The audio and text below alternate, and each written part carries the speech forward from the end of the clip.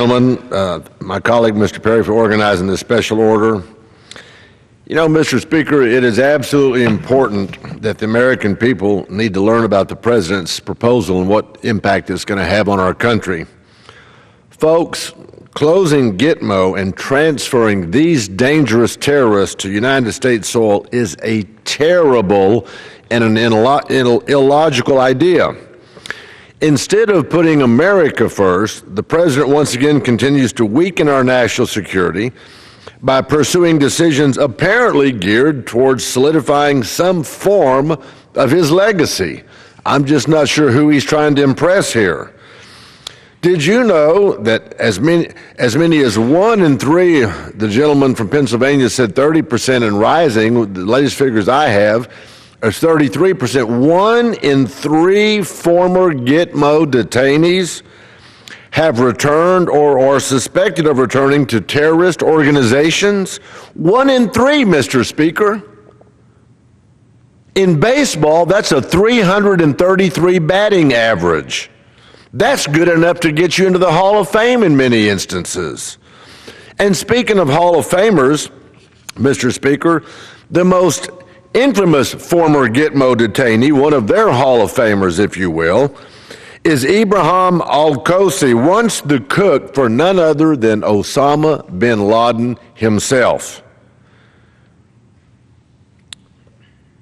Al-Kosi pled guilty to charges of conspiracy and providing material support to Al-Qaeda. Al-Kosi was transferred to Sudan from GITMO, his home country, after 2 years.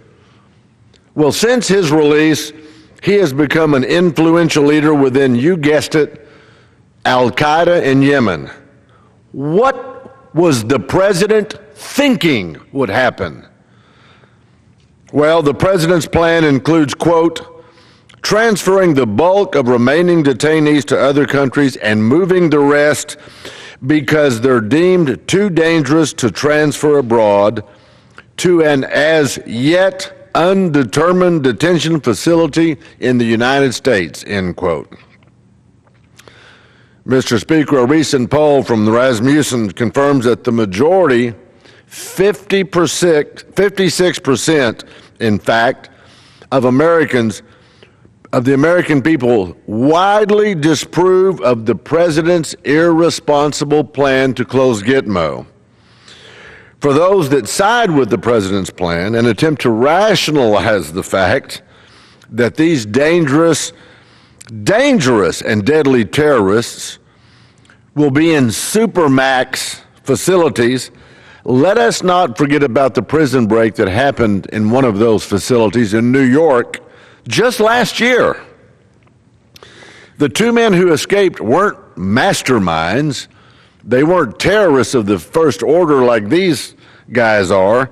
Can you imagine what masterminds who plot terror, who love death and violence almost as much, if not more, than we love life and liberty? Can you imagine what these masterminds of terrorism could do?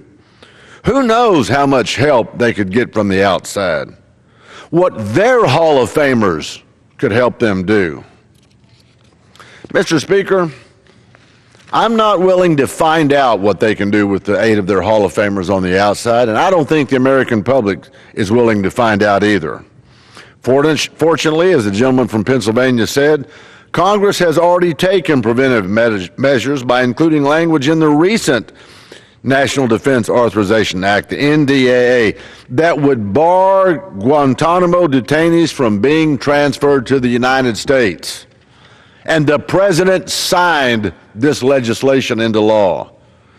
For the President to close GITMO, current law must be changed. But I forget. He doesn't seem to be hampered by the idea of current law. New legislation would have to be written, Mr. Speaker. It would have to be approved by Congress and sent to the President's desk again.